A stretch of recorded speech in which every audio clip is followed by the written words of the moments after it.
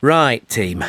This afternoon, I want to go over the new marketing and advertising strategy so that everyone is clear on the streams for each of our product ranges.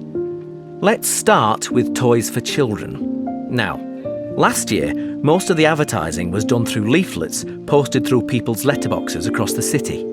However, the products are now selling well nationally in department stores rather than just in our local shop here in Leeds. So, we're going to expand the budget and use print media. By this, I mean the national newspapers, in order to maximise the exposure to these products. And despite the fact that our competitors advertise baby clothes on TV, we won't be using this method, as our statistics show that it's just not cost effective. People don't pay much attention to TV ads for baby clothes, but we believe a picture in the newspapers will be much more attractive to potential customers. We're going with this method. As far as clothing for expectant mothers is concerned, the campaign will move from newspapers to the internet due to the fact that we've seen an increase in internet shopping for clothes among women in general. And finally, baby food. Adverts for this are difficult to place, and we've previously tried ads in all three media. Anyway, although our analysis has shown that the internet is one possibility, we're going to continue using television. Many other types of food are also advertised on TV, and happy mothers and babies make a very strong image. Section 2. You will hear a talk about a company by a chief executive. First, you will have 20 seconds to look at questions 1 to 6. Now listen carefully and answer questions 1 to 6. I'd like to start by welcoming everyone to our annual meeting and thanking you all for your hard work. It's been a great year for us in terms of expansion and optimising business opportunities, and I'm pleased to say that Benchmark Consulting is a thriving, successful company.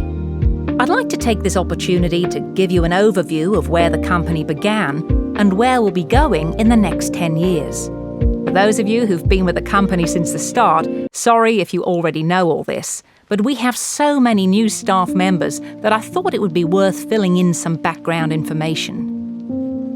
Benchmark Consulting was set up in 2000 by James Cox, a local entrepreneur who opened the first office in Melbourne. His real achievement was to create a new consultancy system which enabled clients to see which of the key areas of their business needed strengthening.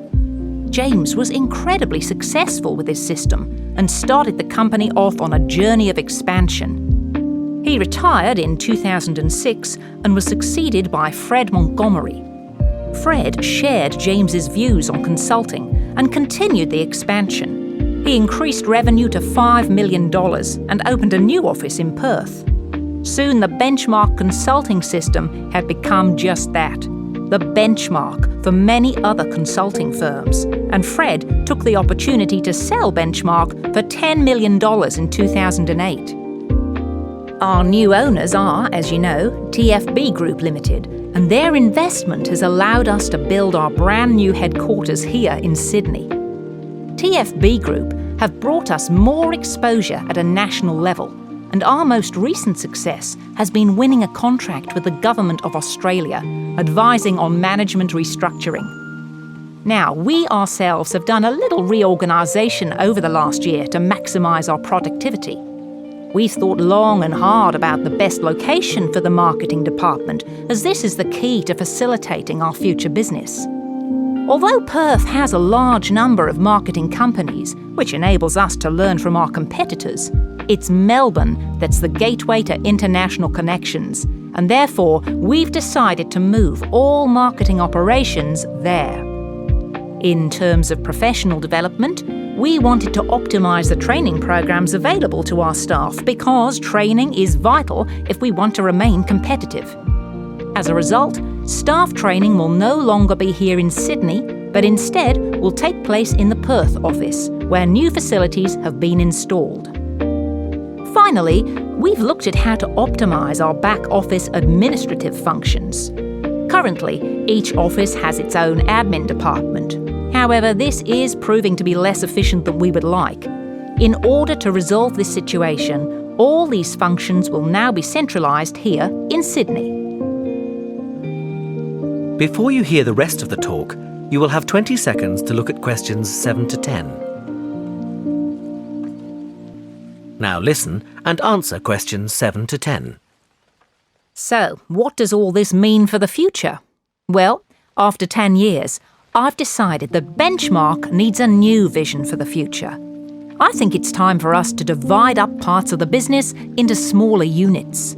Therefore, over the next 5 years, I aim to set up 2 small subsidiary companies in order to focus on international expansion in Europe and Asia. There are many organisations in emerging markets which could benefit from our experience and skills. Which leads me to the next point for future development, that of increasing our workforce. It's become clear that all our departments are understaffed, so we'll be taking on more employees over the next year. And the really good news is that to make us a desirable employer, all positions, current and future, will receive a salary increase of 10%. Lastly, I know that some people are worried about the financial aspects of having to move to another city as part of the restructure. So Benchmark will be providing a relocation package to all employees thus affected. This is because we would like you all to remain with the company for the foreseeable future. That is the end of section 2. In the exam, you will have half a minute to check your answers. 1. When I was living in Ireland, it was quite difficult to understand the local accent.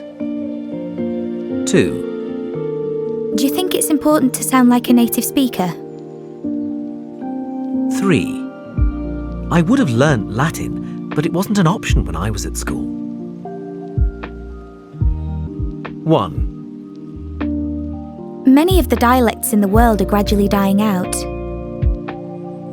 2. Can you recommend ways in which I can improve my listening skills? 3. I'm researching minority languages for my essay, so I went to the British Library to find out more information. Learning a language isn't easy. Learning a language isn't easy. 1. There are many South American Indian languages, none of which are related to Spanish. 2. Studying accents is a good way to understand if a language is changing or not. 1. I stopped taking Greek lessons soon after I left school. 2. How will local languages stay in use if fewer people learn them? Morning, everyone. How are you? Fine, thanks, Joe. Yeah, fine, Joe. Have you managed to do much research on our minority languages project? Well, Julia, I've been having some trouble finding information about the number of Cornish speakers in the UK. The records at the Office of National Statistics and the Cornish Language Council say different things, so I'm not sure who to believe. Susan, have you got any information about this? I was looking on the government's minority languages website, and it says that nearly half the minority language speakers in the UK are speakers of Welsh. Are you sure it's nearly half? I thought the number of Gaelic and Welsh speakers was more or less the same. It used to be when Gaelic was a compulsory subject in schools, but nowadays there are fewer speakers of Gaelic compared to Welsh. And apparently, with Cornish, it's difficult to know the exact percentage of the population who speak it, because most people only speak it to intermediate level. Very few people are fluent speakers. I suppose that's why the statistics are different.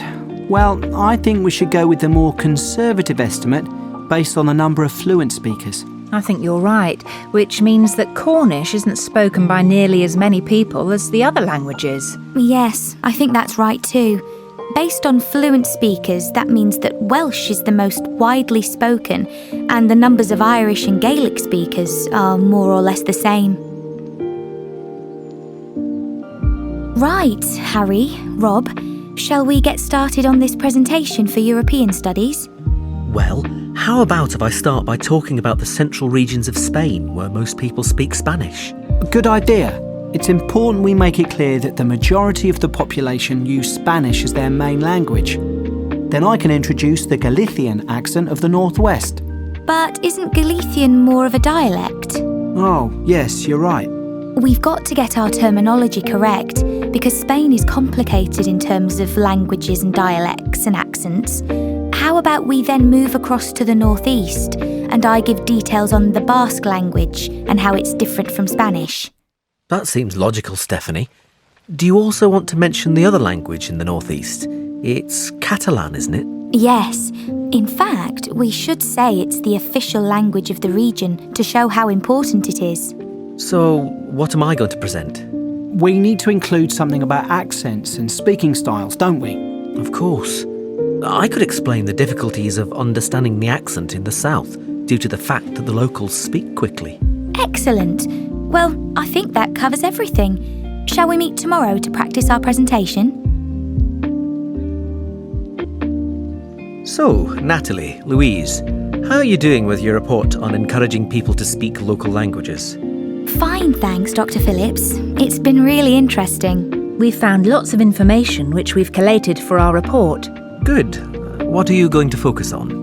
Well, many schools and colleges are doing good work promoting local languages, both as qualifications and in terms of after-school clubs.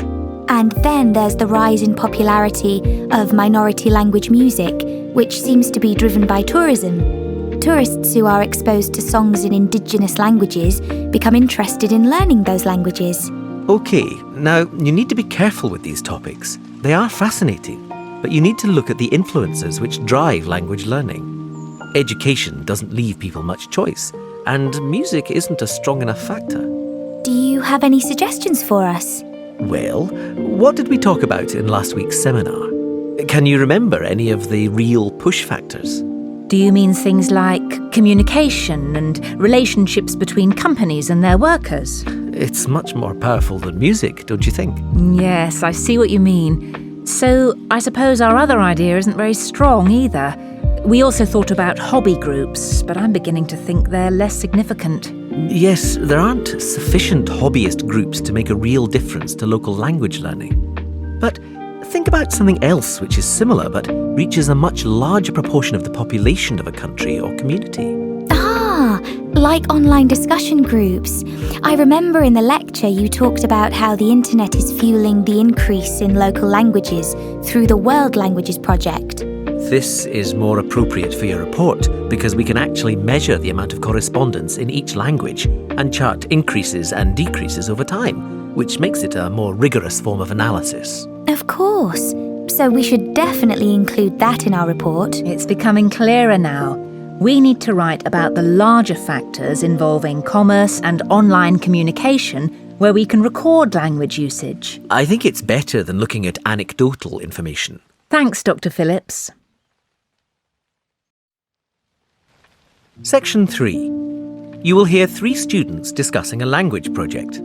First, you will have 20 seconds to look at questions 1 to 6. Now listen carefully and answer questions 1 to 6. So we need to get this field trip sorted out as soon as possible, don't we? Yes, let's get started.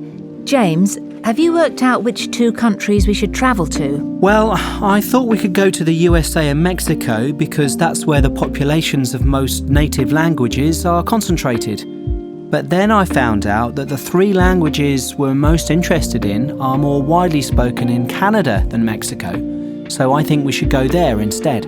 OK. Anna, weren't you going to think about our research focus? Yes, and I think I've found 2 areas that would work well. Firstly, use of the 3 languages, Nardini, Salishan and Algic among the younger generation, people up to the age of 25. I found out that although there are many older speakers of Algic, it's used much less by the young. In fact, young people under the age of 25 use both Nardini and Salishan more than Algic. That's interesting. That means that native language use isn't really being affected by the older generations anymore. So what's the other focus area then, Anna? Well, it would be good to try to find out what affects changes in native language speaker populations. You mean things like family life and the influence of popular culture or tourism? Yes, areas like that, but not tourism or culture because they're too general. I think we should look at whether family has an impact in terms of passing on native language use, and possibly the effects of government language policy too. Government figures can be deceptive, but they're still worth looking at.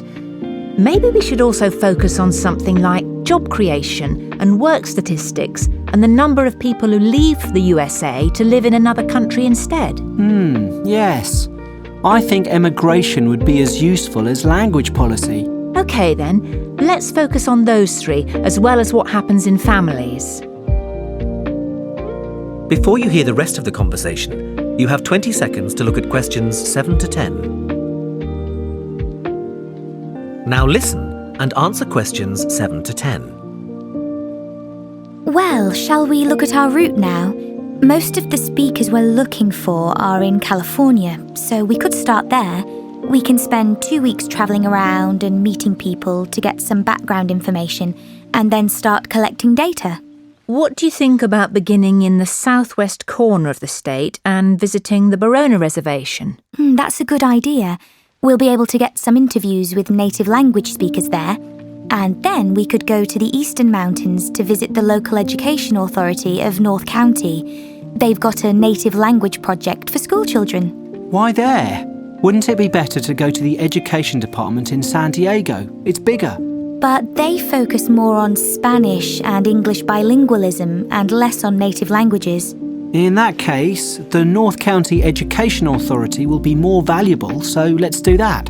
After that, we could head southeast to the town of Bishop. There's a company there called Cotec, which employs only bilingual speakers. I've emailed the managing director, who's happy to give us an interview. Oh, that's great work, James.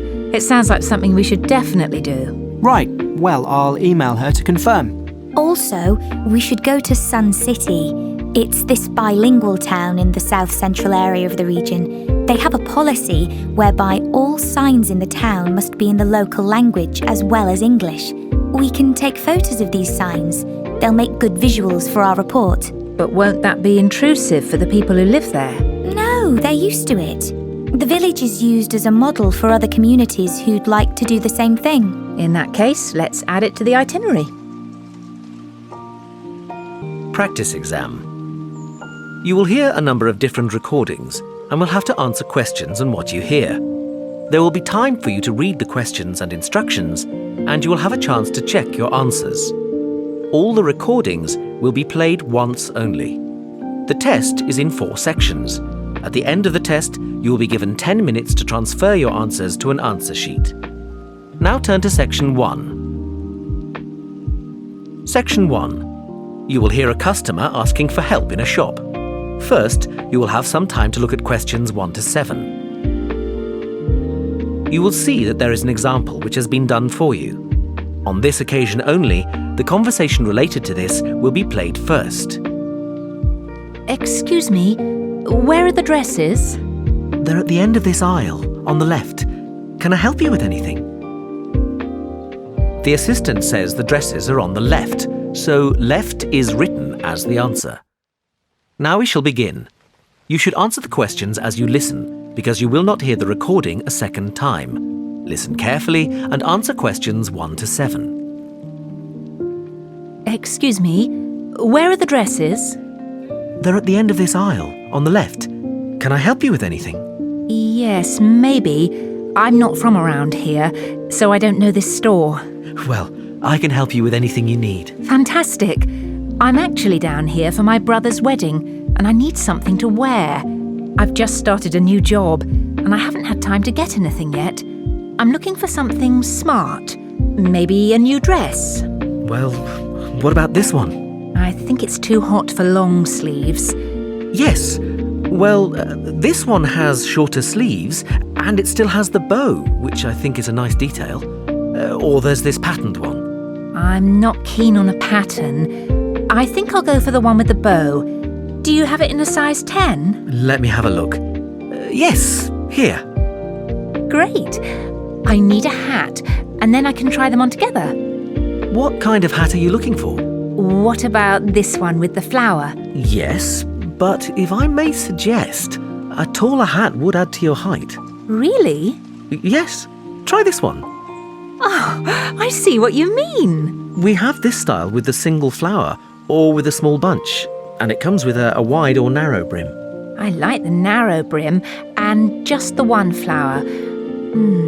Can I have a blue flower? I'm afraid it just comes in cream. Well, it goes with the dress anyway. Great. I'll place an order and have the hat sent to you. It'll take about 2 days to be delivered. Is that okay? Yes, that's fine. I need to take down a few details for delivery. Can I take your name? Ellen Barker. And the delivery address? It'll be my brother's address. It's 14 Brightwell Avenue. 14... can you spell that, please? Yes, BRIGHTWELL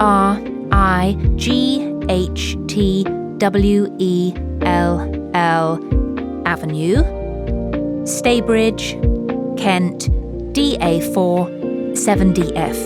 And can I take a contact number? Yes, my mobile is 03221 7774. 03221 775. No, it's a 4 at the end. Oh, sorry. I've got it now. We can deliver on May the 12th. We can't specify an exact time, just morning or afternoon. Any time in the early morning is fine. And how would you like to pay? Visa. Great. That comes to £32.25. Okay, thanks. Before you hear the rest of the conversation, you have some time to look at questions 8 to 10. Now listen and answer questions 8 to 10. I'm just going to try this dress on and then look for shoes. Where are the changing rooms? They're to the left of the store, right next to customer services. And I want some shoes and accessories too. Where can I find them? The accessories are in the women's wear department. The shoe department is right at the front of the store, between menswear and home furnishings. Oh, no, sorry. We've just moved the shoe department for the summer season. It's now very near the changing rooms, actually, straight in front of them. Thanks so much for your help. And where can I pay for the other things? The cash desk is at the front of the store, by the menswear. Thanks. That is the end of section 1. You now have half a minute to check your answers.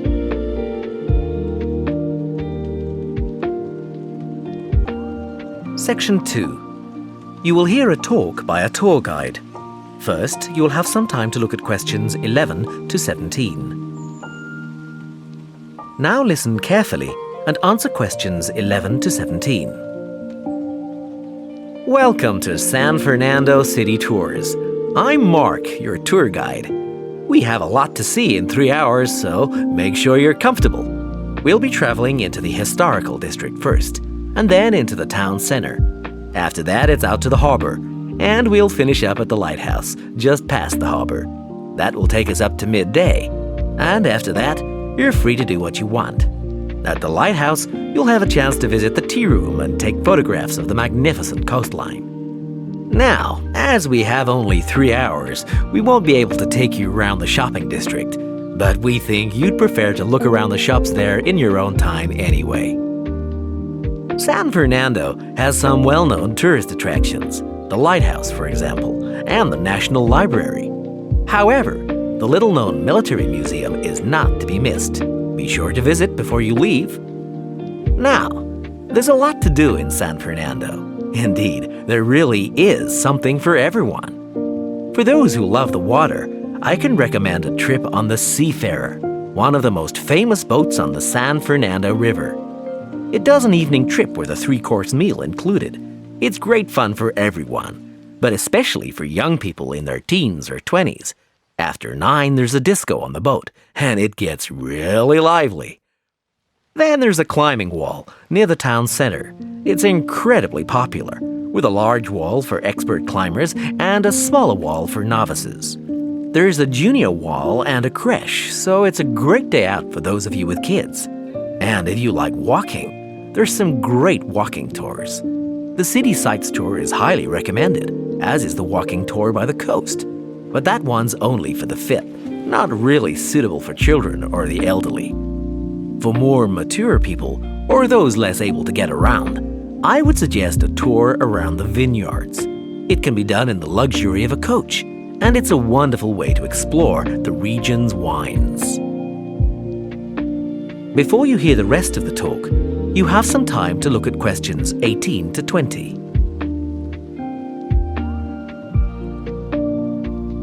Now listen and answer questions 18 to 20.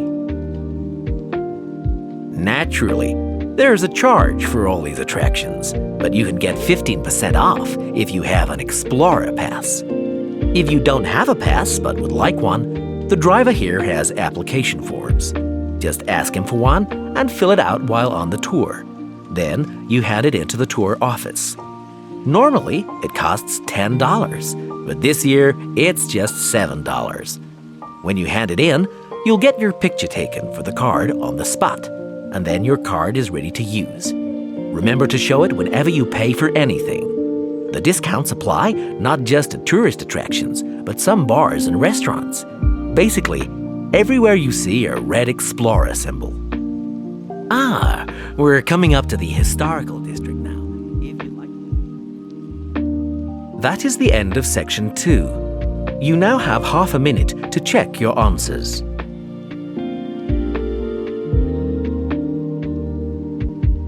Section 3. You will hear two students and their tutor discussing a wildlife presentation. First, you will have some time to look at questions 21 to 26. Now listen carefully and answer questions 21 to 26. Hi, Katie. Hi, Ian. Come on in. Hi, Professor Gordon. We wanted to talk to you about our wildlife presentation next week. Have you decided how to organise it? Yes, Professor. At first, we were going to focus on the cat family, but then we decided to talk about nocturnal animals instead. Yes, good idea. And how is your planning going? It's going well. We think we have enough material for 20 minutes. The advantage is that there are so many visual aids we can use. We found lots on the internet which we think will be really interesting for people. The problem is that this topic has been hard to narrow down. If anything, we've got too much information for just 20 minutes. How do you think we could narrow it down further? It is a broad subject. There are a few ways you could do it, but I'd recommend just looking at a representative sample of nocturnal animals, just 4 or 5. Yes, and maybe we could choose one animal from each continent, or a land creature, a marine creature, and a winged animal.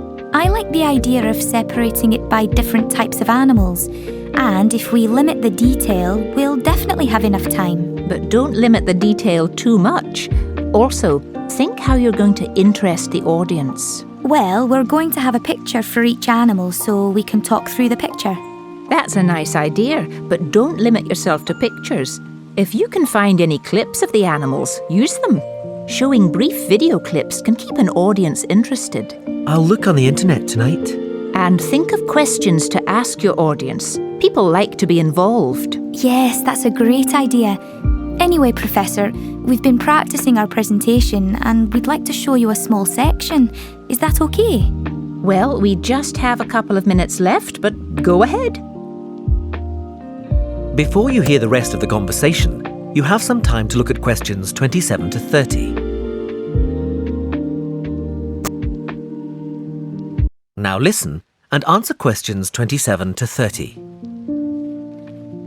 Well, we were thinking of presenting each animal with a picture and describing their physical characteristics. Okay, but not in too much detail. That's just background information. We'll start with the jaguar. I'll introduce it by saying that the jaguar is a nocturnal animal and the only species of the genus Panthera to be found in the Americas. Like any cat, it has whiskers and it can move quickly. Its spine has great movement, meaning a jaguar can take long strides, sometimes up to 5.5 meters. This can make it a deadly predator, as you can imagine. Moving on to the fur, Its fur is quite distinct. The markings are like black donut-shaped spots on its otherwise yellow fur. People often confuse them with a leopard for this reason. Now, the tail is interesting. Although people think that the tail has stripes on it, the fur on the tail actually is similar to the body, with black circles around the lower section. The jaguar is generally a creature to be feared. Oh yes, I should have mentioned this earlier. Sorry, like most cats, it has sharp, retractable claws. Yes, that's fine, but be careful. The jaguar is usually thought of as nocturnal, but strictly speaking, it's crepuscular. In other words, most active between dusk and dawn. But as long as you mention this, you can put it under the umbrella of nocturnal. Is that all? Yes, I think so. Thanks, Professor. That is the end of section 3. You now have half a minute to check your answers.